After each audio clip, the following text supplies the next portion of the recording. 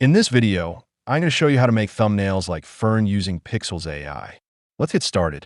First, open Pikzels using our affiliate link go.pikzels.com/dine and sign into your account. Once you're inside the dashboard, click New Chat, then choose Recreate if you want to copy Fern's thumbnail style from existing YouTube video. Go to Fern's channel, copy the link of any thumbnail you like, paste it into Pikzels, and in the edit box, type the changes you want, like change machine to fridge, change snow to grass, or replace building with Burj Khalifa. Then click Generate. Pikzels will keep the same visual style while changing the objects. You can also use the score button on the top left and apply one-click fix if the score is low.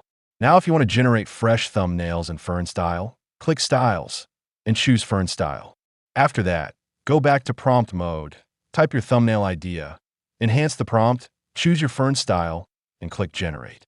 You can also edit any part manually with the brush tool. This makes it super easy to get that clean documentary thumbnail look without Photoshop. If you want to support our channel, feel free to use our affiliate link in the description below. Thanks for watching, and I will see you in my next video.